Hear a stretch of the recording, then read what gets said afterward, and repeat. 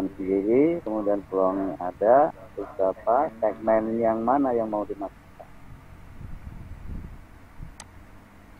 Nah, kemudian kalau usaha ya sudah berjalan, tentu harus dilihat ke dalam dan keluar. Ya. Ada perhatiannya kepada internal, ada eksternal. Kepedulian terhadap sosial sangat penting. Maka itu berwirausaha tidak hanya teknis, tapi hubungan human dengan manusia perlu kita hidup di dalam tengah-tengah lingkungan, itu perlu diperhatikan dan kesananya supaya saling bisa menunjang. Ya. Catatan lagi bahwa suatu usaha perlu dipertahankan supaya jangka waktunya menjadi panjang. Makanya jalinan kemitraan, jalinan kerjasama, saling mempercayai, saling membesarkan, itu perlu diciptakan kalau dalam suatu usaha. Ya, tidak bisa sendiri. Berkompetisi boleh, berkompetisi, tetapi kompetisi yang sehat dan kolaborasi, kerjasama, kooperatif itu perlu sekarang ini sangat dibutuhkan. Gitu ya. Jadi makanya kalian lihat ya bahwa perusahaan-perusahaan yang bisa bertahan lama dan maju pasti dia itu berkolaborasi, bekerja sama, bergabung ya. Di holding itu besar itu, makanya perusahaan multinasional yaitu gabungan dari banyak pihak, tidak sendirian, makanya dia bisa jalan ya seperti hewan apa tuh, laba-laba ya, laba-laba kakinya berapa itu, banyak kan, banyak ada istilah waralaba ya, waralaba. Dia membuat jaring-jaring, dia mengendalikan dari tengah-tengah jaring itu dan menangkap makanan. Itu coba kalian perhatikan itu. Banyak, jaringnya luas. Itu yang dia betah. Ya, makanannya yang menginggap sendiri. Tetap. Itu ya. Mungkin ada pertanyaan. Ini mohon maaf. UTS-nya konsentrasikan ke itu aja.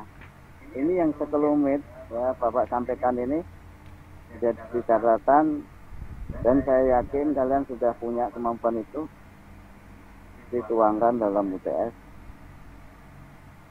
Ya kita uraian saja, dan itu online gitu.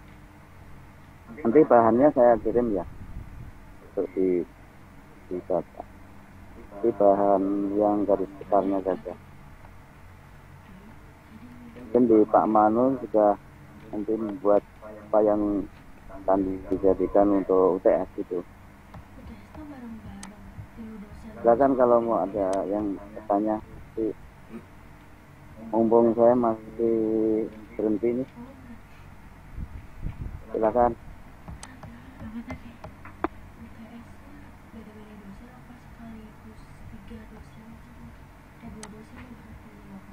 Enggak.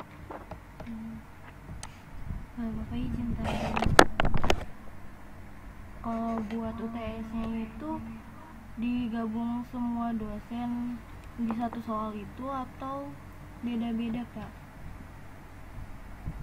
Ya, nanti soal itu kan disampaikan sebentar, tapi tidak pakai link yang berbeda.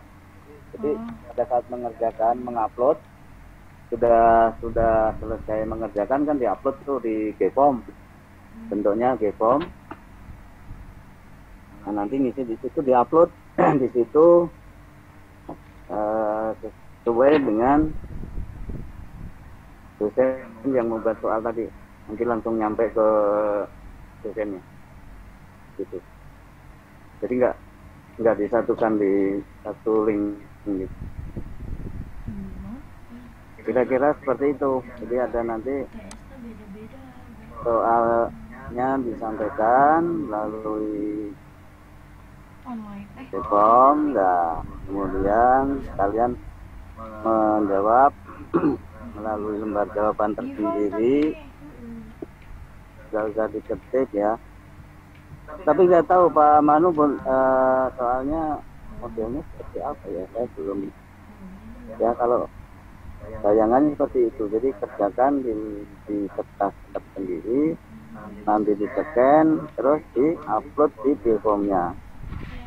Jawabannya ada di link soal tadi, upload di soal ada di Bepom, jawabannya di-upload di situ, gitu. Dan ya. Iya Pak, baik, terima kasih. Yang lain?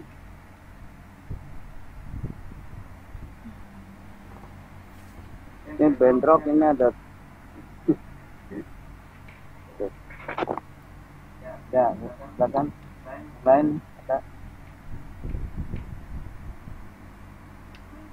Ada ya.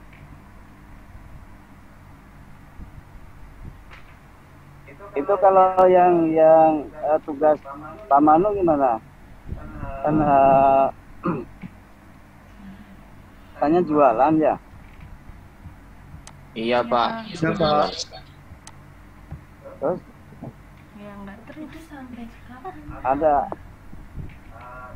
sudah jalan atau belum atau gimana? Sudah jalan Pak. Nanti di masing-masing kelompok dikasih modal 100.000 sama Pak Manu Pak. Oke. Tapi jualan jangan malu-malu ya. Kendala pertama itu kalau jualan pertama ini malu. Nanti kalau punya usaha produksi pasti jualan, nawar-nawarin hasil produksinya itu pasti kan gitu ya. Ya kalau Pak Manu, Pak Sulis sudah nyoba itu, bukan teori ya. Usaha menengah juga sudah pernah dilakukan. Kita membayangkan kalau pertama menemui orang, kemudian kita masuk ke dalam lingkungan yang baru, mereka juga sudah tahu bahwa kita ini pemain baru. Nah, kalau pemain baru gimana sih? Pasti gojlok bahkan. Seperti kalian masuk dulu mahasiswa baru, pasti kan ada pengenalan lingkungan. Sama ya, jualan juga gitu. Nanti barangnya dicatat, barangnya begini, kualitasnya ini, apalah segala macam, itu demi menawar harga biar murah mungkin. Ya kalau kita mampu, udah kejar terus. Gak apa-apa, rugi nanti kalau mereka sudah percaya sama kita, nah baru kita naikkan. Ada cobaan di situ kalau usaha pemula. Kalian bisa perhatikan dulu ya, ada koran ya, koran satu merek lah ya. Pertama itu dikenalkan saja, tidak usah beli. Bahkan kalau mau beli paling-paling ngasih upah yang menyebar koran tersebut. Ya waktu itu koran harga normal 1.200 itu dijual cuma 100 rupiah. Tuh. Itu kan sama dengan biaya publikasi, ya, biaya pemasaran. Itu caranya untuk mengenalkan kalangan yang baru, kalangan ya sasaran gitu, pembeli itu. Jadi ada harga atau biaya yang harus dikeluarkan pada saat mengenalkan produknya. Nah, cuma ironis di Indonesia perusahaan tidak ada yang, atau sedikit sekali yang menempatkan diri sebagai pionir. Pionir itu dalam arti kalau produknya belum ada di pasaran, mereka tidak akan mau mencoba pada awal. Ya dulu namanya sebuah aqua itu jarang ya. Sekarang kan banyak ya produk. Pada awalnya nggak ada itu. Apakah mereka mampu atau mau meneliti, mencoba, ya kan? Pilot proyeknya dari laboratorium misalkan belum dijadikan sebagai apa namanya andalan produktif, jarang sekali yang maunya ya produksi langsung terima pasar, banyak jualannya, terus usahanya berkembang. Dan ini yakin itu tidak akan bisa bertahan lama ya. Terus satu lagi, perusahaan bisa berjalan bila mana sekarang ini yang memperhatikan warna jual ya, setelah menjual produknya bagaimana merawatnya, itu yang diperhatikan, dan itu menjadi perusahaan yang panjang percaya orang ya kan. Misalnya kalau minuman ya minuman kemasannya diapain nih sampah, wah kumpulin kita kayak apa lagi, itu bentuk dari apa upaya untuk purna jualnya. Jadi setelah menjual itu apa yang dilakukan untuk menunjang usahanya, terutama seperti kalau kendaraan ya mobil atau motor atau otomotif lah semuanya sudah pasti arahnya ke sana. Kalau diproduksi sekali kemudian suku cadang nggak ada, terus mau memperbaikinya susah, ya udah jangan jual, paling sekali doang ya. Kasarannya orang kapok kita.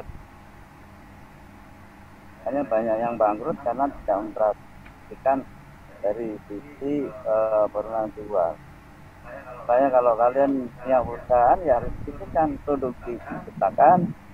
Kalau bisa menjadi pelopor, suatu saat nanti produksinya bisa menjadi booming, banyak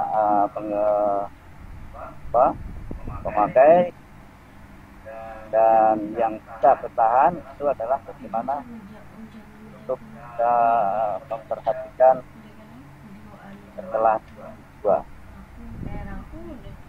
warna jualnya. Termasuk bagaimana untuk melanggengkan pelanggan, selain pernah jual juga apa layanan. Kalau dalam bahasa itu just time ya, dalam pemasaran supply chain itu bukan sekarang pesan sekarang kirim ya. Sekarang pesan jangan dipesan ntar nanti produksi dulu, wah lama ngirimnya lama, wah akan dilirik lagi. Kalau selalu siap dalam pelayanan itu akan memenangkan kompetisi ya, saya kira gitu. Terus ya akan ada yang lain, dan kemampuan itunya pemain pertanian jangan sampai pemain yang sedang pertanian orang yang di luar pertanian, itu tantangan kalian tuh ya. Banyak usaha-usaha di bidang pertanian bukan orang pertanian yang main, karena artinya apa itu ada salah ya. Kalian jangan berpikir kalau usaha harus punya modal, bukan. Modalnya itu adalah pengetahuan, keterampilan, kepercayaan. Itu timbulnya kan kepercayaan.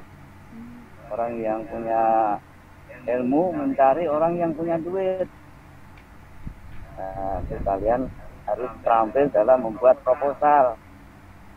Nah, proposal satu usaha, studi kelayakan. Ya kalau penelitian ya proposal penelitian, kalau mau usaha ya proposal usaha. Gitu.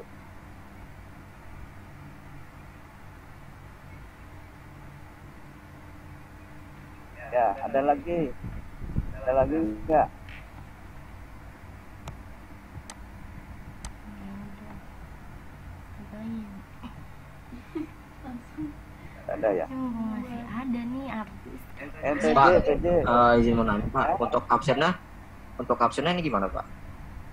Absen. Nah, Bapak nggak bisa bikin di form nih. Coba itu bikin di kehadiran yang sekarang itu di apa buat kita di situ tampilin. Ya. lewat G-Form gitu ya Pak? Iya. Oke deh. Kenapa Nah, nggak nanti lewat ini aja kan? nanti sampean ke Bapak. Ini siapa Erik? Apa? Ini Fajrin Pak. Fadrin. Ya, Fadrin.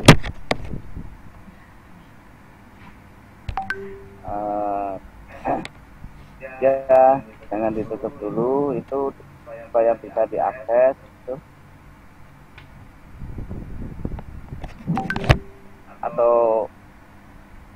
Atau dari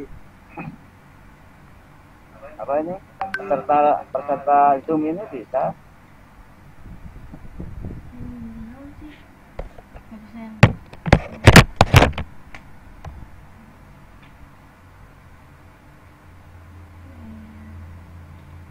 Mana aja yang peserta ya? Apa sih? Udah.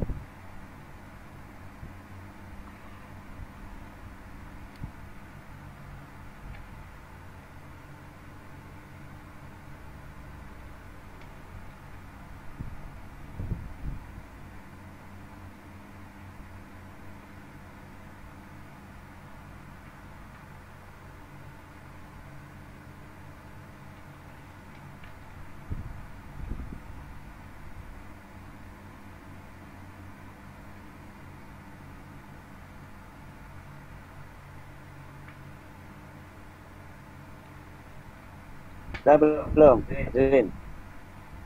Sudah Pak. Teman-teman sudah bisa ngakses ya semua ya. Nanti itu di aja untuk kehadiran. Kalau sudah cukup, ini jalan ramai ini. Kalau sudah cukup kita sudah sekian saja dulu ya. Kita sudah ya.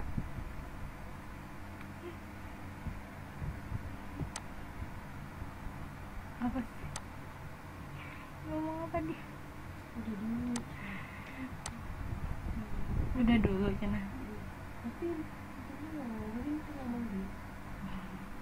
Itu ya UTS-nya online ya. UTS-nya online. Udah online. Ya Pak, nanti untuk link G-Formnya lagi dibikin Pak, nanti dia kirim ke Bapak. Ya nanti kalau online Bapak nanti yang bikin. Kan ini apa UTS. Ya demikian. Kalau ada lagi yang perlu dipertanyakan, kita cukupkan sekian. Terima kasih. Selamat pagi, selamat kerja. Jadi kalau mungkin ada kuliah yang lain silahkan dilanjut. Assalamualaikum warahmatullahi wabarakatuh. Waalaikumsalam warahmatullahi wabarakatuh. Terima kasih Pak. Maaf ya. Terima kasih Pak. Keluar kan, keluar.